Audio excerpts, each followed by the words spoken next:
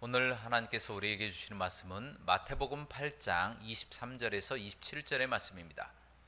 마태복음 8장 23절에서 27절의 말씀을 다 함께 큰 목소리로 봉독하시겠습니다. 시작. 배에 오르심에 제자들이 따랐더니 바다에 큰 놀이 일어나 배가 물결에 덮이게 되었으되 예수께서는 주무시는지라. 그 제자들이 나와 깨우며 이르되 주여 구원하소서, 우리가 죽겠나이다. 예수께서 이르시되 어찌하여 무서워하느냐. 믿음이 작은 자들아 하시고 곧 일어나사 바람과 바다를 꾸짖으시니 아주 잔잔하게 되거늘 그 사람들이 놀랍게 여겨 이르되 이가 어떠한 사람이기에 바람과 바다도 순종하는가 하더라. 아멘. 오늘 말씀의 제목은 함께 갑니다 입니다. 따라 하시겠습니다. 함께 갑니다. 예전에 한 여행객이 말과 당나귀에 잔뜩 짐을 싣고 여행을 떠났습니다. 처음에는 모두가 다 기뻤습니다. 그런데 삶을 또 살아나가는 동안에, 또 여행을 하는 이 동안에 이 당나귀가 지쳐버린 거예요. 그래서 친구처럼 여겼던 이 말에게 내가 너무 힘드니까 나의 짐을 조금 나눠주면 안 되겠냐라고 물어봤더니 이 말이 아주 간곡한 당나귀의 부탁을 냉정하게 거절하고 들어주지 않았다라는 겁니다. 그래서 이 당나귀는 힘이 다 지내버린 것이죠. 걸어가다가 너무 힘드니까 픽 하고 쓰러져서 그만 죽고 말았다라는 것입니다. 그러자 이 주인이 당나귀가 싣고 있던 모든 짐을 다 말에게 옮겨 싣고 이 나귀의 이 가죽을 벗겨서 그 위에 말 위에까지 싣고 말았다라는 것입니다. 그러자 말은 처음보다 훨씬 더 많은 짐을 또 지고 가는 것이고 처음보다 훨씬 더 고생하면서 그 여행을 마칠 수밖에 없었다라는 것입니다. 여러분, 이 이야기를 통하여 우리에게 주시는 교훈이 무엇입니까? 아무리 자기 혼자 살아가면 잘 살 것 같지만 나중에는 더 힘들어진다라고 하는 교훈입니다. 함께 살 때 더 편하고 함께 살 때 더 힘이 적게 드는 것이지 자기 혼자만 살겠다고 한다고 해서 결코 잘 살게 되지는 않는다라는 것입니다. 여러분, 닉 부이치치라고 하는 사람 여러분 들어보셨습니까? 이분이 호주의 한 목사님이신데요. 이분이 태어날 때부터 사지가 없이 발가락 2개만 가지고 태어난 사람이에요. 그런데 이분이 점점 나이가 들면서 나이가 7살, 8살이 되어 가면서 다른 친구들과 자신의 모습이 다르다라고 하는 것을 깨달았어요. 그래서 비교하기 시작하고 나는 왜 이렇게 태어났을까 하고 원망하기 시작했다라는 겁니다. 그러다가 우울증에 빠지고 8살 때부터 계속해서 한 3번 정도 자살 시도를 하게 됩니다. 그러나 다 실패하게 되었고 우울증에 계속 빠져 있는 상황이었어요. 그럼에도 불구하고 이 부모된 이 분들이 닉 부이치치에게 이렇게 이야기를 합니다. 닉, 너는 실수로 태어난 것이 아니다. 닉, 너는 네 몸 그 자체로 아름다운 사람이야. 닉, 하나님이 너와 함께 하실 거야 라고 절대적인 지지를 닉 부이치치에게 보내줬다라는 것입니다. 그러자 그제서야 닉 부이치치가 그 사랑을 깨달은 거예요. 부모님의 사랑, 그 사랑을 깨닫고 자신의 삶을 이대로 그냥 놔둬서는 안 되겠다, 열심히 한번 살아봐야 되겠다 해서 열심히 공부한 거예요. 그리고 정상인처럼 열심히 2배나 수영도 하고 또 노력을 하는 겁니다. 골프도 치고요, 탁구도 치고 춤도 배우면서 자기 개발을 열심히 하는 겁니다.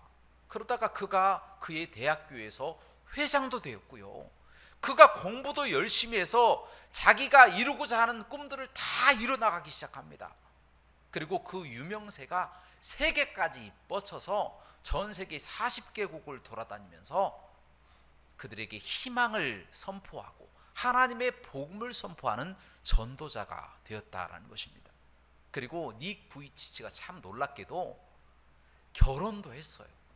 결혼도 해서 정상인 아이 3명을 낳고 행복하게 지금 잘 살고 있다라는 것입니다. 그리고 지금은 사지 없는 인생이라고 하는 법인 단체를 만들어서 교육 사역, 그리고 중보기도 사역, 수감 사역, 봉사 사역, 여러 가지 사역들을 아주 큰 일들을 세계에서 감당하고 있는 모습을 보게 되었다는 것입니다. 여러분, 그렇습니다. 아무리 큰 장애를 갖고 있다고 하더라도 단 한 사람만 자신에게 지지를 해준다면 그와 같은 모든 장애를 극복할 수 있는 것이고, 그와 같이 어려운 환경 가운데서도 소망을 갖고 세계에서 가장 유명한 사람이 될 수도 있다는 것입니다. 이처럼 한 사람의 지지자가 중요한 것이다라는 거예요. 여러분, 오늘 본문 말씀 마태복음 8장에도 비슷한 이야기가 나와요. 예수님의 제자들이 나옵니다. 예수님의 제자들이 이 세상에서 가장 힘이 강력하고 또 능력이 많으시고 못하실 능력이 없으신 한 분과 함께 갈릴리 바다를 건너가고 있는 장면이 나옵니다. 자, 그분이 누구십니까? 바로 예수 그리스도십니다. 그분과 함께 제자들이 갈릴리 바다를 건너가고 있었습니다. 그런데 때마침 이 바다에 돌풍이 불기 시작하였습니다. 얼마나 이 돌풍이 세게 부는지 배를 파손시킬 정도의 강력한 바람이었다라는 겁니다. 그러니까 이 사람이 너무 두려웠어요. 이 사람들이 너무 두려워서 벌벌 떨면서 예수님을 부르기 시작하였다는 거예요. 예수님, 우리를 구원하소서, 우리가 죽게 되었나이다 라고 소리치고 있다라는 것입니다. 여러분, 갈릴리 이 바다라고 하는 곳은요, 담수호입니다. 다시 말하면 민물 호수다라는 겁니다. 단 이 소금기가 조금 많은 민물 호수입니다. 이스라엘에서 가장 큰 호수다. 얼마나 큰지 남북이 한 20km 정도 되는 굉장히 바다라고 이야기해도 부족함이 없을 정도로 큰 호수다라는 것입니다. 그런데 문제는 이 호수에 이 북쪽의 헤르몬 산에서 가끔 건조하고 차가운 바람이 내려온다라는 거예요. 그러면 아라바 지역에서 올라오는 이 뜨거운 바람과 부딪히면서 갑자기 돌풍이 갈릴리 바다에 불어오게 된다라는 겁니다. 그래서 언제 이 돌풍이 다가올지를 모르니까 늘 불안에 떨어야 할 수밖에 없다라는 거예요. 그런데 마침 이 제자들이 예수님과 함께 가다가 이와 같은 돌풍을 만나게 되었다라는 겁니다. 여러분, 고난도 이와 좀 비슷한 것 같아요. 이 돌풍이 오듯이 갑자기 고난이 찾아오게 되더라는 말입니다. 예수님 믿는다고 안 오는 것도 아니에요. 예수님이 함께 계신다고 해서 고난이 닥쳐오지 않는 것이 아닙니다. 시도 때도 없이 고난이 돌풍처럼 다가올 수도 있다라는 것입니다. 지금 제자들이 그와 같은 고난을 당하고 있는 상황이었어요. 그때 예수님을 부르니까 예수님께서 그들에게 말씀하시기를, 왜 이처럼 두려워하느냐, 왜 이처럼 무서워하느냐 라고 책망하시면서 이 믿음이 적은 자들아 라고 말씀하셨다라는 것입니다.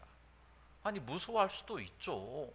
그런데 예수님은 이 제자들에게 굉장히 신랄하게 비판하시고 책망하시면서까지 믿음이 적은 자들아 라고 말씀하셨다라는 겁니다. 자, 그 이유가 무엇일까요? 왜 예수님은 예수님의 제자들에게 이토록 혹독하게 이 믿음이 적은 자들아 라고 책망하셨을까요? 자, 예수님께서는 바로 마태복음 4장에서 많은 기적들을 나타내시는 부분이 성경 말씀에 기록되어 있습니다. 예수님의 제자들도 한 명 한 명씩 부름을 받았어요. 예수님과 함께 동행하면서 다녔다라는 거예요.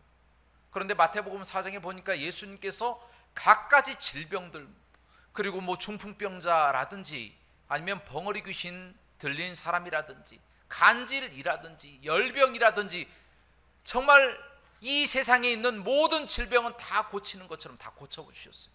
귀신도 다 쫓아내셨어요. 이처럼 큰 기적을 나타내신 부분을 제자들이 다 보고 있었다라는 것입니다. 그리고 제자들에게 또한 마태복음 6장 30절 말씀에서 이렇게 말씀하시는 거예요. 아니 오늘 밤 이렇게 놨다가 바로 그 다음날 아궁이에 들어갈 들풀도 이렇게 입히시거든 하물며 너희일까 보냐 믿음이 적은 자들아 염려하지 말라라고 말씀하고 계셨다라는 겁니다.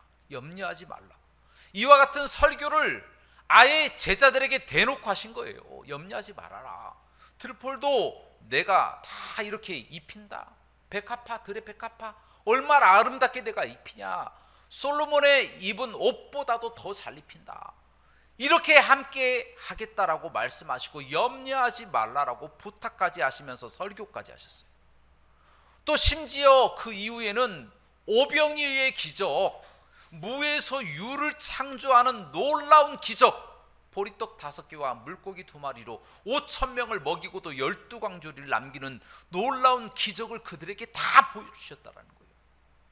하나님의 아들이시고 말씀이신 하나님이시다라고 하는 이 사실을 제자들에게 다 보이시고 가르쳐 주시고 알려주시고 지도하시고 책망하시고 모든 일을 다 하셨다는 거예요. 그럼에도 불구하고 제자들은 그 능력 있는 예수님과 함께하면서 두려워하고 있다는 겁니다. 무슨 이야기입니까? 의심하고 있다는 겁니다. 마음속에 의심이 찾아온 거예요. 예수님을 의심하면서 믿지 않고 있다라는 것입니다.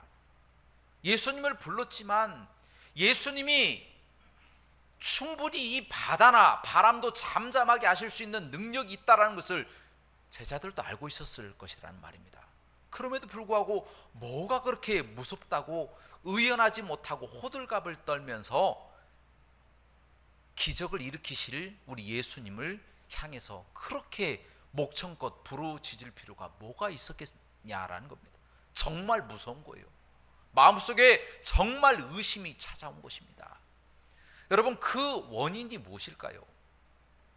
예수님의 제자들이 기적을 그토록 많이 보고 많이 배우고 예수님과 3년 동안 공생의 기간 동안에 근거리에서 따라다니면서 다 경험하고 예수님도 다 알고 있었는데 왜 예수님을 의심하고 있었던 것일까요?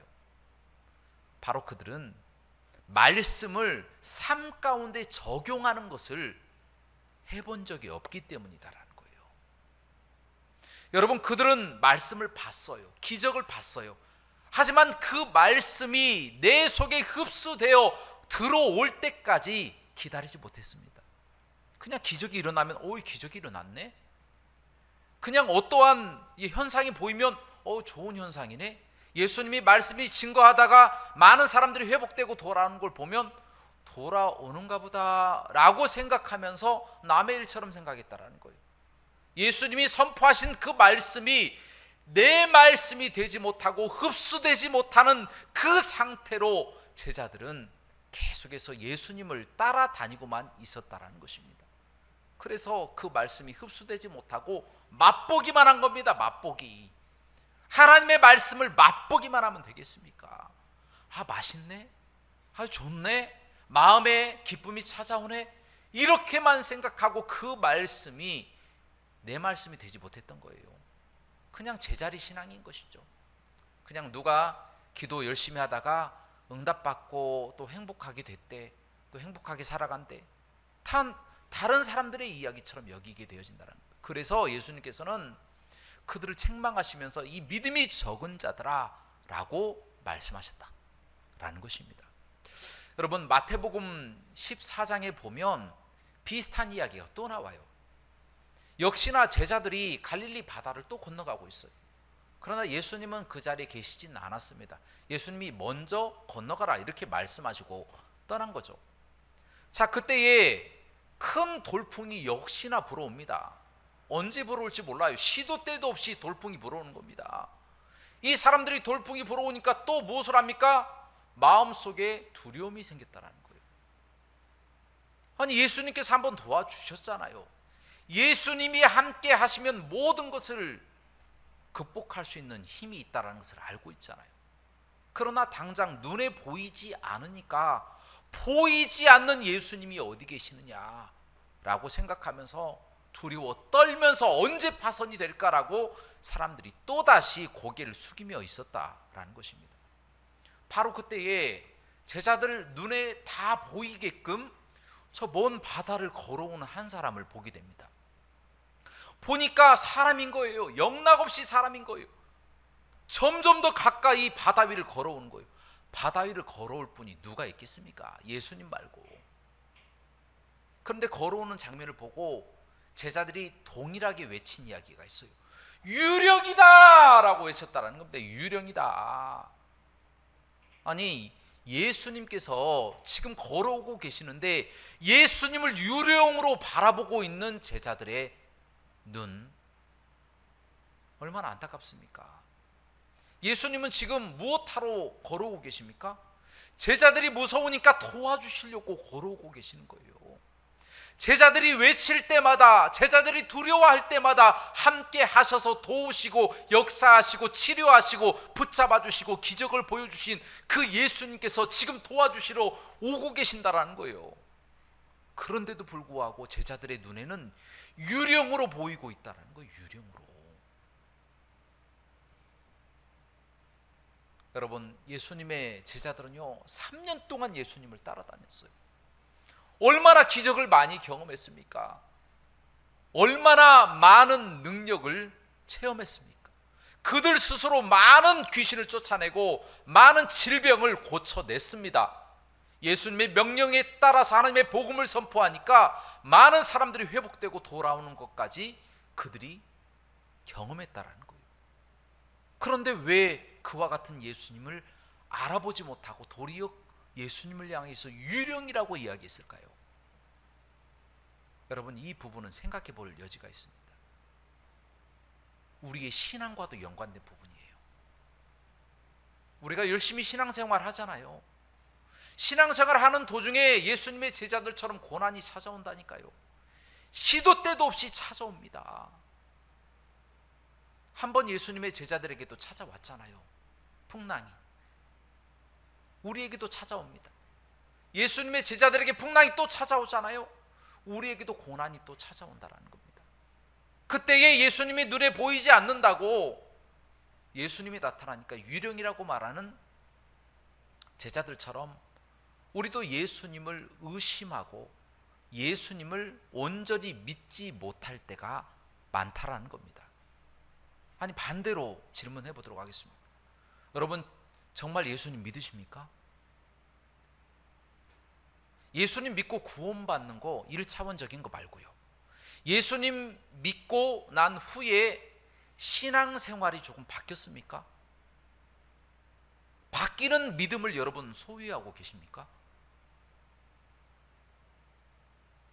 아니면 예수님의 제자들처럼 고난이 닥쳐올 때만 예수님을 부르짖고 예수님께 건진받는 제자리 신앙을 가지고 살아가고 계십니까? 여러분, 우리 자신을 돌아봐야 됩니다.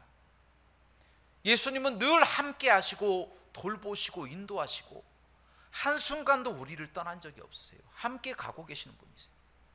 그런데 우리 눈에 보이지 않는다고 예수님을 의심하고 있을 때가 많다라는 거예요. 기도하면서 예수님 믿으십니까?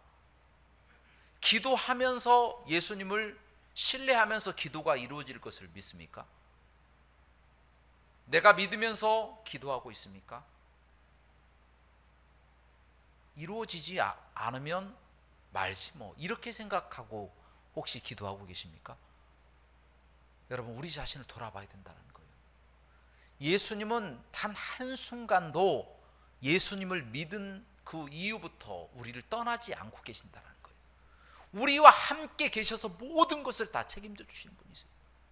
그분을 조금이라도 의심하고 그분을 우리 곁에 없는 분 취급하면요, 우리가 하나님의 능력을 경험하지 못하고 예수님의 제자들처럼 늘 제자리 신앙을 할 수밖에 없습니다. 여러분, 그렇다면 이와 같은 신앙을 어떻게 한 단계 업그레이드 할 수 있을까요? 나아갈 수 있도록, 또 성장할 수 있도록 할 수 있을까요? 그것은 제가 좀 전에 말씀드렸다시피 하나님의 말씀을 삶 가운데 적용하는 삶을 해야 된다는 거예요. 하나님의 말씀이 다른 사람의 말씀이 아니고 내 말씀이 되어야 된다는 거예요. 그 말씀을 알고만 있는 것으로 그치는 것이 아니고 기적을 눈으로 보고 그때 감사하고 행복한 것으로 그치는 것이 아니라 하나님의 말씀 한 절 한 절이 내 말씀이 되어야 된다는 거예요. 삶 가운데 적용을 시켜야만이 그 말씀이 내 말씀이 된다는 겁니다. 여러분, 이 수제자 베드로는 조금 다릅니다. 그래도 조금 다른 제자들보다 낫더라고요. 그래서 이 베드로가 용기가 생겼는지 예수님인 줄을 깨닫고 난 후에 예수님, 제가 물 위를 걸어봐도 되겠습니까? 라고 이야기합니다. 얼마나 대단한 용기입니까? 물 위를 걸어봐도 되겠습니까? 그러니까 예수님께서 와라 했더니 베드로가 바다 위를 걷는 겁니다. 이거 얼마나 놀라운 기적입니까? 수제자 이 베드로의 진면목을 보여주는 것이 아닙니까? 그런데 그것도 잠시뿐 갑자기 그 마음속에 의심이 찾아오는 겁니다. 이렇게 걸어가다가 혹 빠질지도 모르겠는데 바람이 너무 세잖아. 예수님의 능력이 엄청나게 강하지만 돌풍이 너무 세기 때문에 혹시라도 이 돌풍 때문에 물에 한쪽 발이 잠기면 더 깊이 들어가 버리지 않을까? 아마도 이런 생각을 했겠죠. 그러다가 물속에 쏙 빠져 들어가 버렸다는 겁니다. 여러분, 이것이 바로 의심입니다. 우리가 예수님을요 100% 믿고 의지를 해야지, 기도도 100% 이루어질 것을 믿고 기도해야지, 안 이루어지면 말지 뭐, 하나님의 뜻이 아닐 수도 있어 라고 기도는 하지 않으면서 하나님께 모든 뜻을 다 밀어버리고 살아갈 때가 많이 있다는 겁니다. 여러분, 믿음으로 말미암아 구원받는 건 맞습니다. 그러나 이 땅 가운데서 능력 있는 삶을 살아나가는 것은 우리의 믿음과 더불어서 우리의 행함입니다. 야고보서 말씀에 행함이 없는 믿음은 죽은 믿음이라고 말씀하실 정도로 우리의 행함이 중요합니다. 행함으로 인해서 우리의 믿음이 깊어지는 것이고 또 한 단계 성장하는 것이고 새로운 어려움을 이겨낼 수 있다라는 것입니다. 여러분, 베드로는 지금 새로운 어려움에 봉착해 있는 겁니다.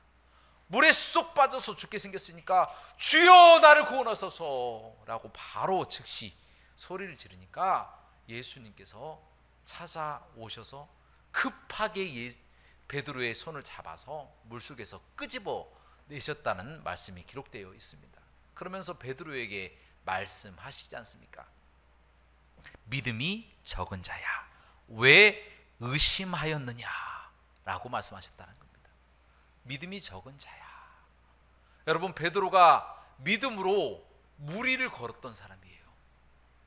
그러나 조금만 의심하면요 다시 물속에 빠진다라는 겁니다. 여러분, 이것이 무엇을 말해줍니까?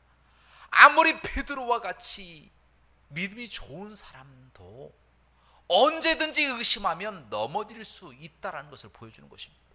아니, 베드로도 넘어졌는데 직분자라고 안 넘어지겠습니까? 목사라고 안 넘어지겠습니까? 안 믿으면 능력이 나타날 수가 없는 거예요. 믿지 않으면 조금만 시험이 찾아와도 금세 넘어진다는 겁니다.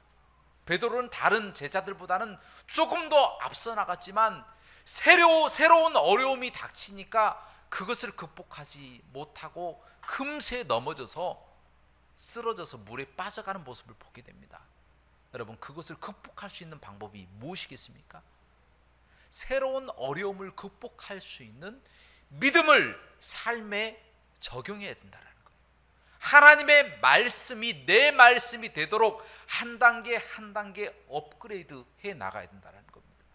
그렇게 성장하지 못하면 어려움에 넘어져서 예수님이 또 건져주시고, 주여라고 부르면 또 예수님이 찾아와서 건져주시고, 또 또 물에 빠지면 또 건져주시고, 파산할 것 같습니다, 또 건져주시고, 계속해서 반복되는 제자리의 신앙만 가지고 살아갈 수밖에 없다는 거예요.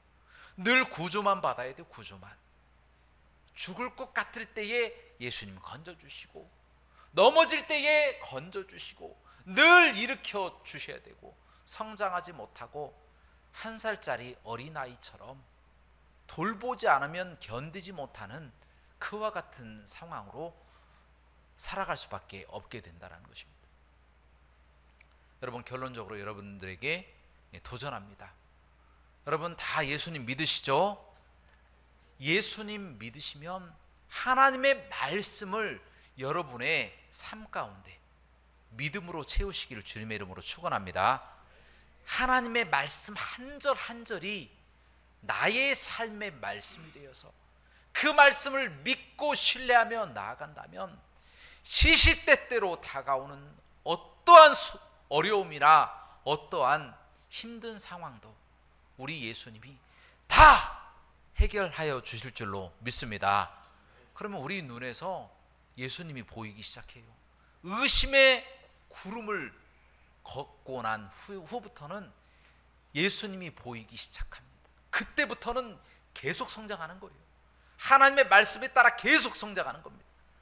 그러면 믿음으로 승리하게 되고, 정말 하나님이 이 땅에서 꼭 사용하실 만한 거룩한 사람이 되어서 다른 사람을 변화시키고 일으켜 세워주며 하나님께 칭찬받고 하나님의 나라에서도 복을 받고 상급받는 귀한 놀라운 축복을 받으며 살아가게 되어진다는 겁니다. 그러므로 여러분들 다 예수님 믿으시고 삶 가운데 말씀을 적용하여서 믿음대로 승리하시는 저와 여러분들의 삶이 되시기를 주님의 이름으로 축원합니다. 함께 기도하시겠습니다. 사랑과 은혜가 풍성하시고 자비로우신 하나님 아버지, 지금도 우리 예배 가운데 함께 하셔서 우리의 기도를 들으시고 우리의 찬양을 기뻐 받으시며 우리의 헌신을 받아주시는 주님을 기억하며 이 시간 기도합니다. 하나님 아버지시여, 저희의 모든 기도를 들어주셔서 모든 어려운 환경을 다 극복하게 하여 주시며 가장 좋은 길로 인도하시며 하나님께 모든 것을 맡겨드리며 100% 신뢰하고 주님과 함께 동행하며 살아가는 저희의 삶이 되게 하여 주시옵소서. 모든 영광 하나님께 돌리기를 원하며 예수 그리스도 이름으로 기도합나이다. 아멘.